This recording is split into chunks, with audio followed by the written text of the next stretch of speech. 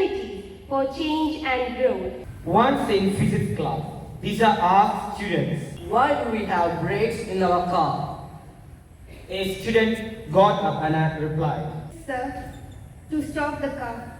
Yes. Any other answers? Why do we have brakes in our car? Another replied, To reduce and control the speed of the car. Yes. Any other answers? Why do we have brakes in our car? another said. To avoid collision. Soon all the students began to give similar answers. So teacher declined to answer the questions himself. He said, I appreciate all of your answers, although I look at this way. The brakes in car enable us to make it run faster. listening to this, there was a deep silence in the class because no one had imagined this answer. Teacher continued.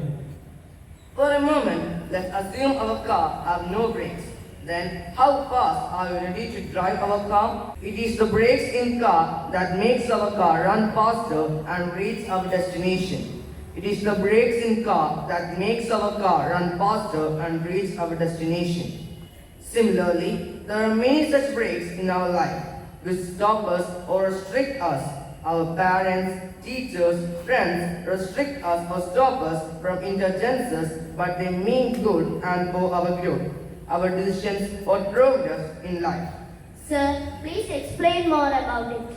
To see their brakes put by our parents, teachers, or others as instances which impede our progress or happiness. But what if we see them as our supporter or catalyst that enables us to take risks while ensuring that we protect ourselves? Because sometimes we have to stop or even step back so that we can take a giant leap. It is because of such questions or situations that we are able to reach where we are today.